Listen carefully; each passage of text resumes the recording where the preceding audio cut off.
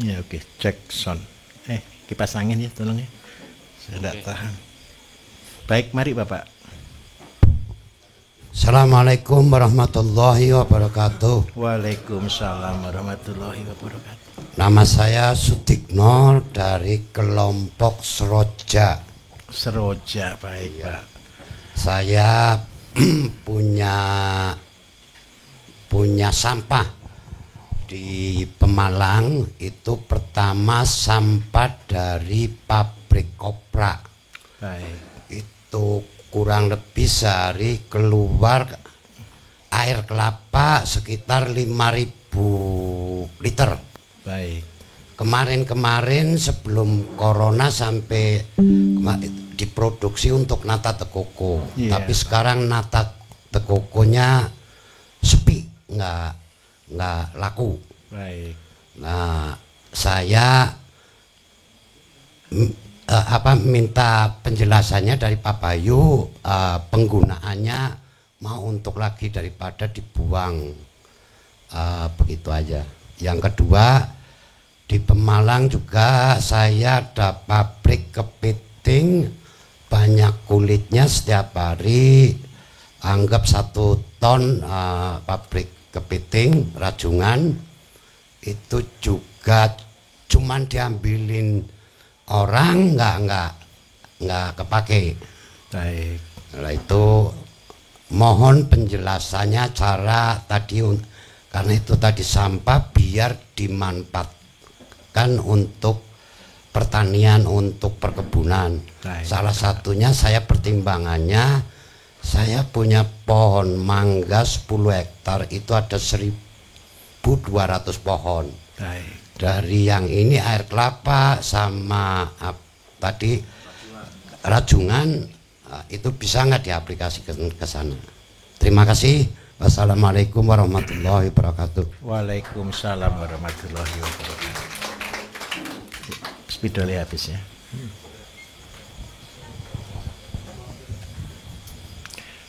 Bapak, begini. Bapak Ibu sekalian nih, mari silakan duduk Pak. Air kelapa itu kandungannya apa?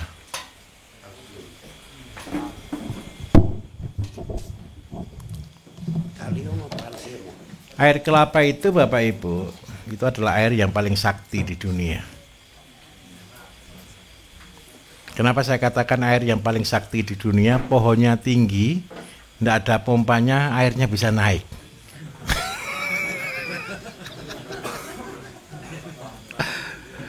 Betul atau tidak kira-kira? Terus yang kedua ada unsur K di sini, betul ya? Berarti dia juga banyak mengandung kalium. Terus yang berikutnya lagi, pernah dengar enggak orang infus air kelapa itu sebenarnya persis sama dengan kebutuhan cairan tubuh kita. Berarti dia mengandung apa? Sehingga ini ketika seger dulu. Siapa yang pernah sakit tipes di sini? Saya, Pak. Obatnya tipes itu air kelapa. Minum aja air kelapa 1 buah setiap hari, 1, 2, 3 sembuh.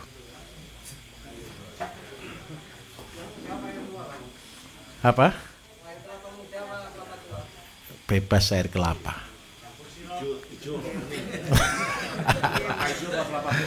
Nggak ada hubungannya itu, nggak ada hubungannya. Kenapa air kelapa itu betul-betul saya katakan sakti, Bapak Ibu? Pernah ada anak kecil yang masuk ke rumah sakit, kalau yang sudah baru-baru ini, yang kena sakit tipes dan sebagainya, ada? Mungkin anak, cucu atau ponakan, obatnya dikasih laktobi biasanya. Itu bakteri baik. Sakit perut, sakit tipes, sakit-sakit yang disebabkan karena bakteri, sakit-sakit yang disebabkan karena mikroba, itu berarti flora dalam perut kita tidak baik. Caranya bagaimana? Ketika diberi air kelapa, maka bakteri baik akan berkembang, bakteri jahat akan dibuang. Contoh kalau tipes Salmonella typhosa. Salmonella typhosa ketika terkena dengan air kelapa ini, maka bakteri jahat akan dibuang. Nggak usah diobati apa-apa, sembuh sendiri. Keracunan. Biasanya Bapak Ibu kan pasti pelihara kambing juga toh. Penyakit kambing yang paling membunuh apa Bapak Ibu? Kembung. Kembung, obati kembung pertama itu air kelapa sama minyak kelapa. Itu sudah obat terhebat. Untuk apa? Membuang gas, membuang racun, dan membuang bakteri jahat. Nah, air kelapa itu adalah air yang luar biasa. Kalau Bapak setiap hari dapat 5.000, ingat ya konsepnya ya. Semua limbah lebih mahal daripada produknya. Itu hukum. Kelapa itu limbahnya sabut, batok, ampas. Kalau seandainya diolah untuk minyak, seandainya untuk dikopra berarti cuma dikeringkan, dan air kelapa. Semua pengolah, minta maaf, semua pengolah kopra cuma dipecah dan dibuang. Ya, kemarin nata de coco lah paling banyak digunakan, tapi banyak nata de coco yang diprotes karena selalu pakai TSP, Pak. Harus, kalau tidak ada TSP tidak jadi. Supaya dia bisa jadi jelly. Kadang pakai ZA. Jangan, enggak lah. Nah, sekarang begini, saya akan ajarkan bagaimana mengolah air kelapa itu bisa jadi berharga. Kalau Bapak olah nih air kelapa, kemudian ada kokopit, tahu ya? Kokopit tahu? Kokopit ini kan berarti serbuknya, betul ya? Ya, pepesnya. Itu kan tidak laku Bapak Ibu. Itu di mana-mana pabrik pengolahan sabut kelapa yang diambil cuma serat fibernya. Kokopitnya cuma dibuang, ataupun seandainya dijual harganya murah sekali. Kokopit ini kan mengandung K. K ditambah dengan air kelapa, masukkan aja dalam satu drum, keluarnya sudah KCl. Tinggal tambah garam. Sudah selesai. Bagaimana caranya? Tampung di bak, lupakan. Karena waktunya kurang lebih sekitar 2 bulan.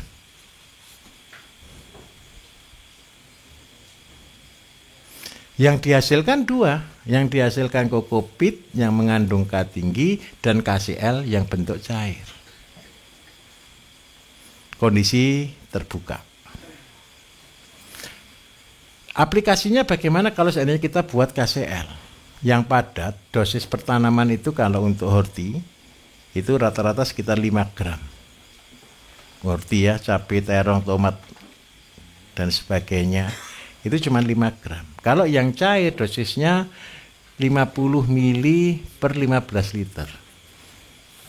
Ini disemprotkan di tanaman. Seandainya Bapak tidak mau buat ini Pak, saya sudah terlalu banyak buat KCl. Sekarang saya mau buat untuk ngolah yang lainnya. Air kelapa itu adalah, tadi saya katakan karena dia adalah air terhebat di dunia Bapak Ibu. Ketika dibiarkan lama, dia akan menjadi cuka. Betul atau tidak? Cuka itu warnanya apa? Keruh putih, betul ya? Rasanya asam. Nah, di cuka ini dia berfungsi sebagai pengawet. Kalau seandainya ini dipakai untuk herbisida, kira-kira laris enggak Bapak jualan herbisida, Pak? Loh, coba dulu saja. Dipakai sendiri saja, betul ya? Kenapa saya tawarkan herbisida? Karena Bapak punya pohon mangga. Daunnya banyak atau sedikit, Pak? Banyak. Jadi air kelapa ditambah jangan dibentuk cuka, ditambah dengan daun mangga, ini jadinya herbisida. Apa? Loh, daun mangga itu untuk membunuh halang-halang.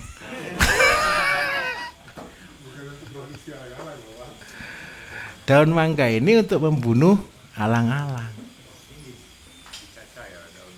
Gimana? Digiling lah, digiling. Semua jenis mangga, asal bukan sarung mangga.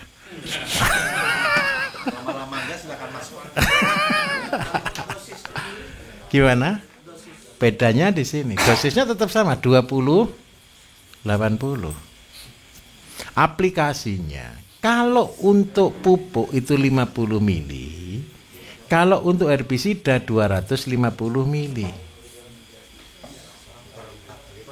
1/4 liter per 15 liter. Hasilnya apa? Akan terbakar Bapak Ibu. Nah, terus yang berikutnya, seandainya Bapak mau buat obat ternak dan sebagainya kan terlalu sedikit Bapak ya. Nah, karena jumlahnya banyak 5.000, saran saya Pak, jadikan ini. Jadikan kayak ZPT dari bahan daun mangga, dan yang satu jadikan KCL dari bahan kokopit.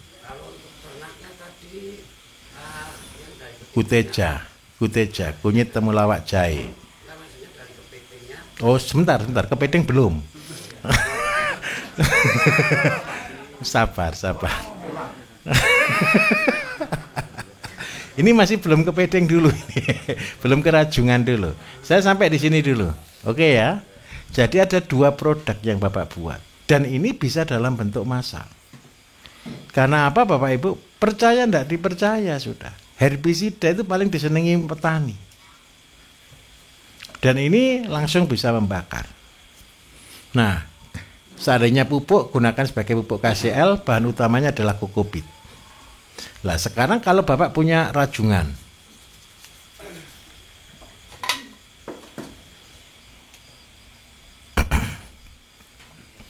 Bapak punya rajungan. Rajungan itu kulitnya kalau dibakar warnanya apa Pak? Karena rajungan itu berarti banyak mengandung kalsium. Kelapa tadi kalium. Kalau ini mengandung kalsium. Kalsium itu kalau untuk ternak, untuk apa kira-kira? Ada ternak ayam, Pak, ayam saya itu hobinya makan telurnya ayamnya, gitu toh? Ada enggak? Itu karena kekurangan kalsium. Nah, kalau Bapak punya rajungan digiling. Kalau rajungan aja cuma digiling, diberikan kecampuran pakan, itu mengambil kalsium. Tapi ada efek bonusnya, membuat telur menjadi merah. Terus seandainya rajungannya jumlahnya banyak atau sedikit Pak? 1 ton sehari.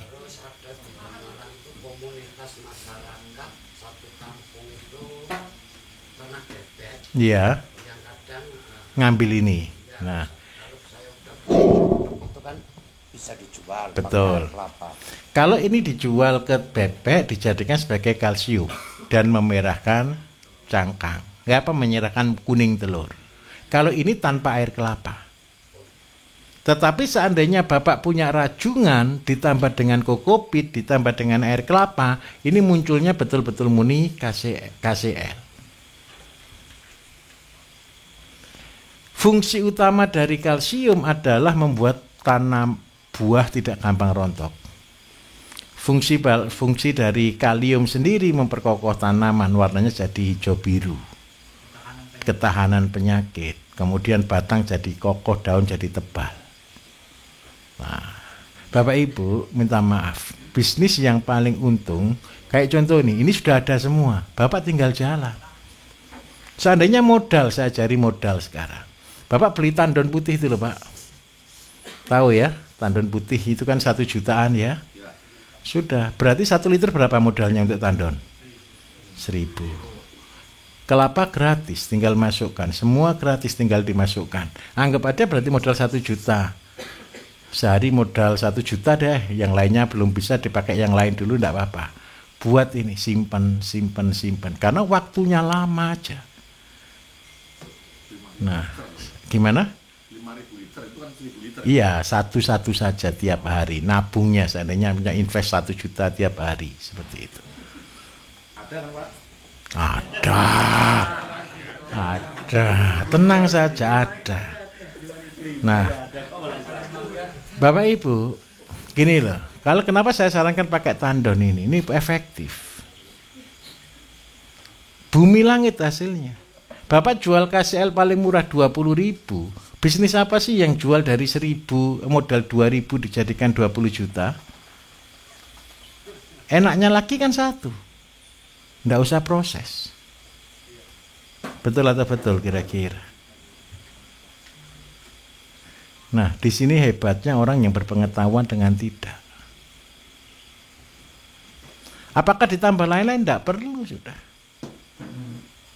Nah, kalau seandainya Pak, kalau saya pakai ini terlalu besar, ya buat kolam saja. Kolam, bak, semen gitu, masukkan di situ. Tapi kalau semen biasanya dia kalah karena dia asam. Dia akan terkelupas, rontok. Kalau tidak bisa gitu pakai terpal. Tapi terpal disenengi tikus, pasti bocor. Nah sudah, kalau baik ini saja. Nah, tinggal nari rezekinya. Bapak tidak usah semua digarap dulu, iseng-iseng berhadiah saja. Buat aja 1-2 kali tandon. Ini cara saya kerja Bapak Ibu. Mulai dari 1 atau 2 tandon dulu. Simpen dulu 2 bulan jadi baru dijual. Nanti hasilnya jangan dinikmati dulu Pak, belikan tandon semua. Proses lagi. 3 bulan, 4 bulan bisa laku, proses lagi semuanya. Kalau sudah sampai punya 100 atau 200 tandon, lupakan. Itu sudah mesin uang yang bergerak. Yang tamunya Pak, mau Oke. main ke rumah Bapak, ini rumah tandon semua kan? Nah, Bapak Ibu percaya ya, saya kasih tahu. Ketika saya membuat semua proyek-proyek saya, yang saya korbankan kamar. Jadi kamar saya itu isinya barang-barang tidak berharga seperti ini. Gimana Pak? Bukan kamar orang kaya. Loh, enggak gini. Saya minta maaf ya, saya buat hitungan. Seandainya rumah harga 1 M. Seandainya rumah harga 1 M. Kita simpen produksi seperti ini ya, ZPT, insek fungi dan sebagainya sesuai bahan dan daerah masing-masing. Seandainya setiap rumah anggap aja bisa isi 100 ton. 100 ton kalau harga 20.000 ketemu berapa? 2 M kan? Sudah kembali enggak modalnya? Itulah cara terpaksa jadi kaya. Iya. Kok sama ya? Sama yang punya uang. Bukan sama dengan saya. Jadi Bapak saya minta tolong coba dulu 1-2 ribu liter. Nanti ketika Bapak jalan-jalan ada orang jual tandon bekas, tampung. Ada orang jual bekas, tampung. Bapak Ibu pernah dengar cerita saya yang sapi 7 bisa pendapatan 2,5 miliar itu? Itu kan konsepnya sama. Yang saya punya cuma kotoran sapi sama kencing sapi loh. Saya tampung terus. Itu bukan semua saya tampung, ya banyak yang hilang juga. Saya beli tandon juga belum tentu punya uang terus tiap hari. Dapat uang saya belikan tandon 1, dapat uang saya belikan tandon 1, dapat uang saya belikan tandon 1, sampai semua terkumpul sampai 50 ton. 50 ton itu berhenti bukan karena saya tidak beli tandon lagi, karena tempatnya sudah tidak cukup.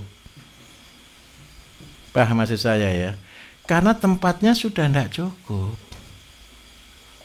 Ketika tempat itu sudah tidak cukup Bapak Ibu, baru saya berhenti. Setelah saya berhenti, saya terus bereksperimen untuk menjual. Menjual itu Bapak Ibu terbaik adalah mengajar. Praktekan. Saya kasih tahu. Pertama kali saya caranya belajar mengenalkan pupuk organik. Saya keliling 1 Kabupaten Mojokerto, 360 desa. Saya selesaikan. Setiap hari saya keliling.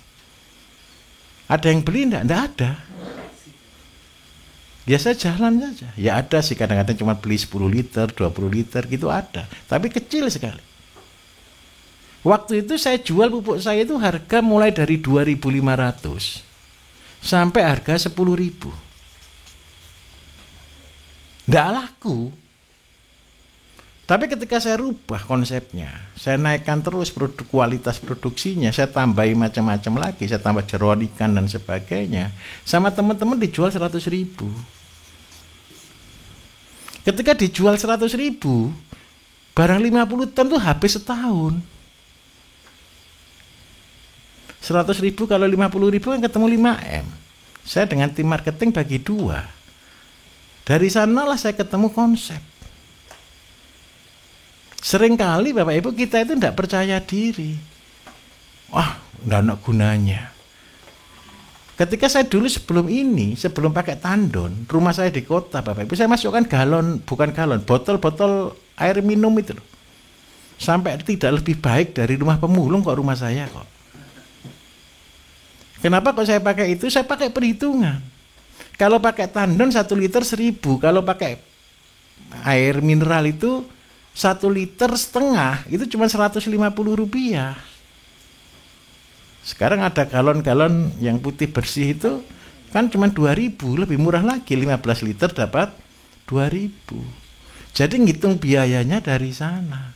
Nggak ada bim salah bim, Bapak Ibu. Kuncinya satu, kita harus belajar menabung. Saya minta maaf. Banyak orang selalu berkata apanya yang ditabung, Pak. Betul atau tidak? Nah, tapi tolong Pak ya, jangan buang air kelapa ke pohon mangga Pak ya. Selesai, game over Pak. Karena nanti dia serangan jantung. Terlalu banyak kaliumnya. Kalium itu nyerang jantung Bapak Ibu kalau terlalu banyak. Karena itu orang sakit gagal ginjal, orang sakit jantung tidak boleh terlalu banyak minum air kelapa. Bunuh diri paling enak kalau orang sakit gagal ginjal itu minum air kelapa. Habis minum air kelapa, kreatin langsung langsung selesai. Kan bukan tidak usah minum racun kan, cuma minum air kelapa padahal. Tapi itu buat game over, tidak boleh. Lah tanaman sendiri seandainya Pak saya mau pakai pupuk inilah yang Bapak kirim buat mangganya. Mangganya tingginya seberapa Pak? Yang 10 hektar Pak? Alhamdulillah. Mangganya manis atau tidak Pak? Manis. Oke baik. Saya kasih trik sekarang Pak. Bapak kan sudah punya induk nih. 30 tahun kan sudah bisa disebut sebagai induk permanen. Jarak tanam berarti lebar-lebar berarti Pak ya? Kali 9-10. Baik, begini. Kendala Bapak Ibu, kalau usia 30 tahun, berarti pohonnya kan sudah sebesar ini. Betul tidak kira-kira? Panennya susah atau tidak?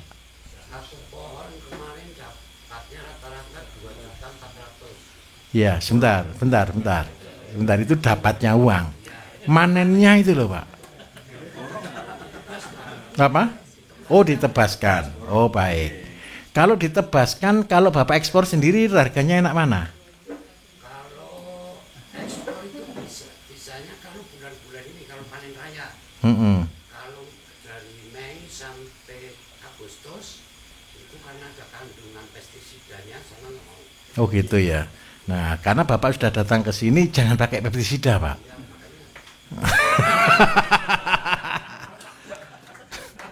Begini Bapak Ibu, ini sudah tahu semua.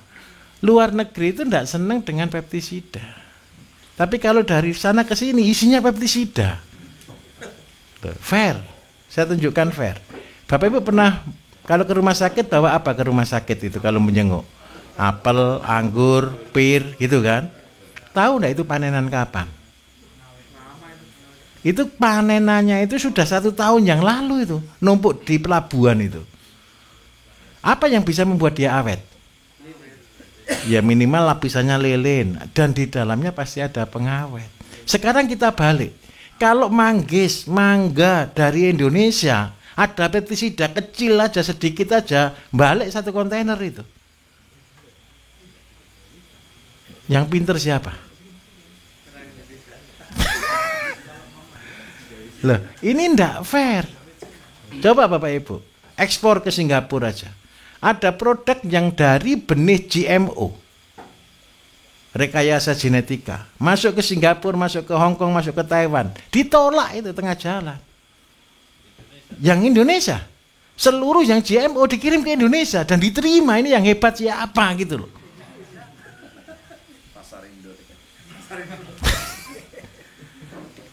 Saya minta maaf. Saya punya satu video saya disebut hoax Bapak Ibu. Gara-gara saya bahas tempe. Tempe itu dari mana datangnya? Amerika. Di Amerika tempe itu adalah apa Bapak Ibu kedelainya? Makanan ternak. Dan itu sudah GMO, rekayasa semua. Coba kalau tidak percaya kalau itu GMO, tanam itu kedelai dari Amerika di sini. tumbuh, tidak keluar buah. Itu rekayasa. Karena itu saya katakan salah satu penyebab penyakit kanker adalah GMO, Genetic Modified Organism, rekayasa genetika dengan nuklir. Lah kalau luar negeri kayak gitu, saya minta tolong Pak, kita bisa berperang dengan mereka. Harganya menakutkan loh Bapak Ibu, di luar negeri harga sayur dan buah itu berapa kali dari harga sini. Kayak di luar negeri, orang bisa tanam sayur bahagia karena harganya mahal. Mana yang Jepang tadi? Harga sayur di sana mahal atau murah? Mahal, Pak. Ya mahal. Barang dari Cina murah. Iya. Coba bayangkan. Kalau produk sayur itu bisa separuh aja harga daging, petani kaya atau tidak? Saya kasih tunjuk. Seandainya kubis, tahu kubis enggak? Seandainya kubis harga 5.000, itu standar atau mahal? Standar. Seandainya petani dibeli harga 5.000 Bapak Ibu, semua petani punya Mercy. Enggak usah seperti di luar negeri yang 15 sampai 20.000. Kenapa saya katakan itu? 1 hektar berisi paling tidak sekitar 30.000 buah kubis. Umur kubis cuma 60 hari. 1 kubis beratnya rata-rata 1,5 sampai 2 kalau biasa. Kalau jenis-jenis bagus 4 sampai 6 kilo. Keluar dari rata-rata 2 kilo. 2 kilo kali 30.000 ketemu berapa? 60 ton. 60 ton kali 5.000 ketemu berapa? 300 juta. 1 bulan pendapatan petani berapa? 150 juta. Dipotong 50 juta operasional, tinggal 100 juta. Petani pasti kaya raya.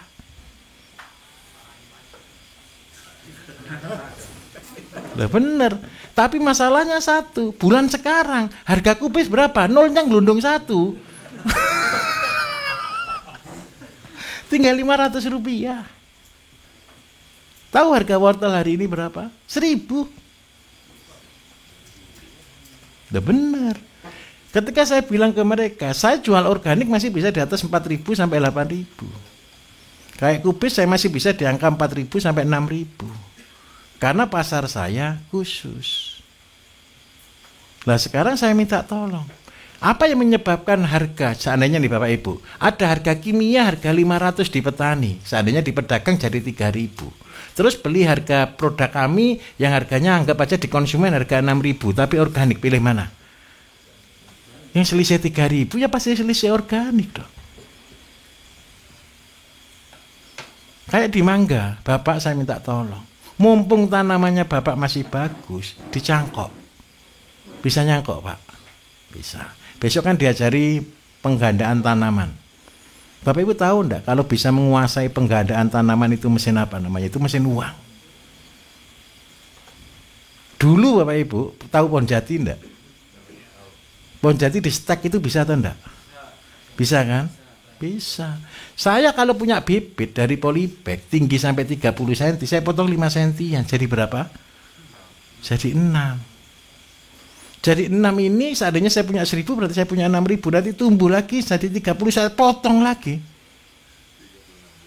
Jadi banyak sekali. Jadi seandainya saya punya pesanan 1 juta benih, itu cuma modal bibit 10.000 bisa jadi.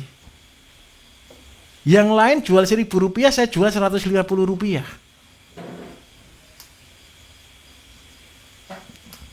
Karena apa? Cuman modal mainan. Bisa Bapak Ibu pelajari. Kalau Bapak Ibu TK jual 1.000 jadi kaya enggak kira-kira? Kaya raya. Jeruk, tahu jeruk enggak? Jeruk. Tanaman bibit jeruk tahu enggak? Jeruk di stek bisa atau enggak? Bisa kan? Ada pohon jeruk dipotongi, tancap. Cebar. Sekarang kalau beli di toko-toko bunga Bapak Ibu, 1 polybag berapa harganya? Ukurannya Pak? Nah, anggap aja ukuran 30-60 cm deh. 20.000. Kalau seandainya Bapak Ibu jual nanti cuma 5.000, 8.000 atau 10.000 gitu aja, seneng enggak yang beli? Nah. Bisnis itu seneng kan yang beli. Padahal Bapak Ibu untung sudah banyak juga. Betul atau betul? Makanya saya minta tolong. Ini ilmunya Dimas Kanjeng. Penggandaan uang. Dan semua sektor pertanian itu penggandaan uang, Bapak Ibu. Cuman kita saja loh enggak paham. Syaratnya satu, pupuk semua bisa buat loh ya. Kalau enggak bisa buat pupuk ya bohong. Nah, sekarang kopi, saya minta tolong kopi. Bapak Ibu pernah tahu bibit kopi enggak harganya berapa? Men dataran tinggi, ada enggak kepengen tanam kopi di sini? Paling murah harga kopi berapa? Satu polybag 2.000 ya. Murah atau mahal? Kalau satu daun jadi 2.000 bahagia enggak?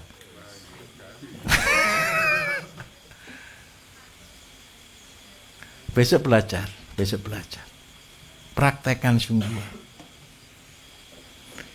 Kenapa Bapak Ibu? Contoh, seandainya saya punya satu pohon mangga nih. Bapak punya pohon mangga yang sudah besar, umur 30 tahun. Terus dicangkok saja semuanya. Karena umur 30 tahun Bapak Ibu untuk cari grade A itu susahnya minta ampun. Betul Pak ya? Manennya itu loh gimana? Pasti kesenggol sudah. Tetapi kalau seandainya dari yang besar ini dicangkok kira-kira bisa dapat 100 Pak? 100 pohon cangkokan? Dapat kan? Nah, sekarang saya kasih aja hitung-hitungan. Bapak punya pohon besar begini, mupuknya susah atau enggak kira-kira? Susah, umur 30 tahun dalamnya bisa 30 meter ini akarnya. Betul atau betul kira-kira? Sekarang Bapak cangkok aja deh. Setelah cangkok semua pruning sudah, potong. Nah, jangan dipotong dulu tapi. Setelah dicangkok semua, cangkokan kan paling tinggi sekitar setengah meter ya Pak ya, sampai 60 cm. Tolong tanam di planter bag. Karung kalau tidak ada planter bag. Tunggu sampai dia berumur 1,5 tahun. Sudah mulai belajar berbunga tidak? Setelah dia 1,5 tahun baru ditanam di tanah sini, baru ini dipotong. 1 tahun ke depan pohon ini akan berbuah. Kelebihannya apa kalau kita dengan konsep ini? Bapak jaraknya ini 10 kali 10. Oh alhamdulillah kalau punya tempat lain Pak. Oh ya sudah, nggak cerita Bapak. Nah pohon tadi dicangkok dulu, kemudian ditanamnya jaraknya 2 kali 3 atau 2 kali 2 juga boleh. Rapat atau enggak kira-kira? Berarti 1 hektar isi berapa? 2.500 pohon. Seandainya kita planning nih, panen enggak usah bagus-bagus. 1 pohon kita planning cuman tahun pertama buah, berarti dia berusia 2,5 tahun, buah. Kita panennya cuman panen 2 buah saja, 2 biji. Anggap aja 1 kilo gitu Pak ya. Tapi harganya sudah A. Panennya enak enggak kalau cuman panen tinggi 1 meter begini? Bahagia. Terus tinggal bungkus, tinggal semuanya bagus sekali. Tahun depan buah 2 berarti tahun depan bisa 8 biji. Lah kalau nanti tanamannya sudah kokoh, akarnya sudah jadi, tajuknya sudah jadi, pupuknya digerojok. Ditambah pupuk yang banyak, pupuk hortinya. Supaya apa? Setahun dibuahkan 2 kali. Kalau setahun 2 buah 2 kali, 1 pohon keluar 4 kilo aja, sudah 8 kilo. 8 kilo kali 2,5. Ini aja yang besar kemarin setahun 3 kali Pak. Oh setahun 3 kali ya? Saya ada cerita. Oh baik, Bapak cerita. Tidak apa-apa. Ayo kita sama-sama belajar ya Bapak Ibu ya.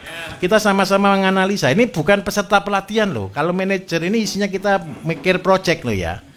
Jadi semua harus tahu loh ya.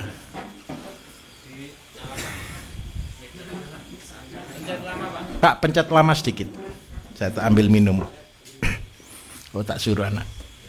Mas, Pak KP tolong ambil air es Pak. Pak Potro. Es teh. 2.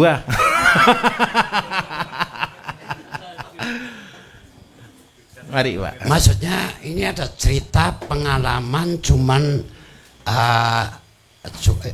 istilahnya cuman tadi dengar sebelum ada YouTube-nya Pak Bayu. Saya di depan rumah itu ada pohon mangga satu. Betul. Itu istrinya kalau setiap Bapak nyuci gitu beras ya. habis nyuci beras itu kurang lebih dapat 1 liter setiap hari disiramin ke situ. Itu sudah 2 tahun mangga itu buah 3 kali. Baik. Bulan April buah itu kemarin, seingat saya kemarin bulan April buah karena harga waktu itu 2728 laku 1.200.000. Iya. Kemudian di bulan Juli Juni buah lagi. Itu masih kurang lebih harganya udah di angka 18 karena udah ada sedikit ada musim. Itu laku 800.000 itu dari pohon satu. Iya. Terus terakhir musim kemarin ini akhir Oktober itu laku cuma 400 karena harganya 3.000. Ya 3.000 4.000 lah. Ini maksud saya yang saya ingin tanyain itu dengan air leri, air beras itu memang udah bener. Ini masalahnya udah 2 tahun dicoba. Iya. Nggak pakai apa-apa, nggak pakai NPK, nggak pakai cuman air leri aja. Iya. Setiap hari 1 liter kejadiannya seperti itu. Ada yang kencingin apa? Nggak ada. Pokoknya nggak ada apa-apa. Itu normal dari air leri. Baik. Itu satu pohon tadi saya keluar 2.400.000 per tahun. Baik. Oke. Ya. Silakan duduk. Nah, Berapa itu Pak? kemarin Pak Tomat. Bapak Ibu begini. Apa kata kuncinya di situ? Setiap hari dikasih air leri, betul? Banyak atau sedikit? 1 liter. 1 pohon soalnya. Setiap hari. Coba 1 hektar setiap hari. Nggak, karena itulah Pak, satu lagi Pak. Enggak Pak. Oh enggak, oh ya. Iseng aja. Jadi begini, air leri itu Bapak Ibu saya tunjukkan. Air leri itu apa sih? Air cucian beras. Ada apa di dalamnya? Ada tepung berasnya, betul kan? Ketika itu disiramkan ke tanah, maka mikroba akan hidup atau tidak? Mikroba akan hidup. Pupuknya bukan air leri. Pupuknya itu begini, air leri menghidupkan mikroba, mikroba mengurai tanah, menghasilkan makanan tumbuhan. Jadi pupuk itu bukan air leri. Air leri itu hanya makanan mikroba. Lah kalau Bapak sudah serius ya jangan begini Pak ya. Nanti kalau sudah Bapak pakai cara ini 1 hektar 2.500 berarti Bapak harus nyiapkan air leri 2.500 liter. Jangan. Nah, sekarang kita buat konsep. Jadi setiap 2.500 satu tanaman kemarin saya jelaskan Bapak Ibu, tajuk itu adalah menentukan dosis pemupukan kita. Seandainya karena dia cuma masih tajuk tunggal, masih belum menyebar, maka seandainya kita pupuk 1 kilo per 3 bulan. Pupuk terus rutin. Per 3 bulan Pak, jangan per hari. Nah, pupuk yang digunakan karena dia tanaman buah berarti pupuk horti. Sudah. Begitu tanaman sudah fix, sudah bagus, sudah kompak, daunnya sudah bagus semuanya, boleh dibuahkan lebih dari 3-5 kilo. Tapi nanti ketika tanaman sudah beristihad 5 tahun, ini buahnya bisa 50 kilo. Jadi jenisnya satu, setelah panen buah pruning total, potong total dan rantingnya, ranting-ranting air. Dia akan tumbuh tunas baru, semprot dengan KCL, langsung buah. Setahun bisa buah 3 kali. Memang sedikit gitu loh, paling 3 kilo 4 kilo. Tetapi kalau itu dikalikan 2.500 ngeri. Betul atau tidak kira-kira? Seandainya satu pohon keluar 4 kilo Pak, berarti sekali panen berapa? 10. Kalau harganya ini kali 3 kali berarti ketemu berapa? 30 ton per hektar. Kali ya enggak, begini, sekarang kelebihannya begini. Kalau pohonnya pendek, bisa ndak disetting sampai betul-betul masak pohon? Bisa. Harganya lebih mahal atau harganya lebih murah? Nah sekarang begini, Bapak Ibu kan nanti pinter nih sudah buat ini. Punya 1 hektar saja di schedule, bulan pertama berapa pohon, bulan kedua berapa pohon, bulan ketiga berapa pohon, bulan keempat berapa pohon, diputer aja terus menerus. Berarti kebun kita selalu panen atau tidak? Panen terus. Maka di situ disebut panen mangga setiap saat. Kaya ya, kawin lagi. Nah, kalau sudah ketemu ini Bapak Ibu, nggak usah sampai 10 hektar. Punya 2 hektar aja sudah bergerak, betul atau tidak? Tapi saya minta tolong, jangan langsung 2 hektar mulai dari cangkok. Mulai amati. Mulai aplikasi. Semua tergantung di mana? Di pupuk. Lah, kalau kita sudah tanam mangga nih, berarti ternak apa yang harus kita pelihara? Kambing. Berapa kambing untuk per hektar? Kalau per 3 bulan kita butuh cuma 2,5 ton per 3 bulan. Berarti 2,5 ton dibagi 90, anggap aja dibagi 100. Berarti ketemu berapa? 25 kilo per berapa, maksudnya gimana tadi ini? 2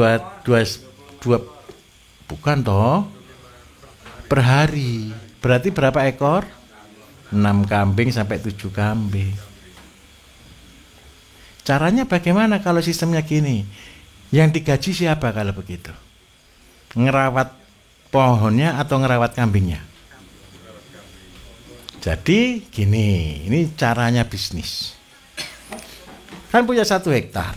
1 hektar itu kira-kira kalau ngerawat mangga, ngerawat apanya toh? Rumput toh? Daripada ngerawat rumput sudah saya tanami jagung. Bisa atau tidak? Kan jarak 2 meter nih, atau 3 meter kan gitu kan, yang larinya ya. Yang lariannya aja kita tanami 2 baris untuk tanam jagung. Tujuannya untuk pakan kambing. Jagungnya kalau cuma sambing 7 berapa ekor? Berapa kilo pakannya? Kali 4 ketemu 28. Anggap aja 30 gitu aja. 30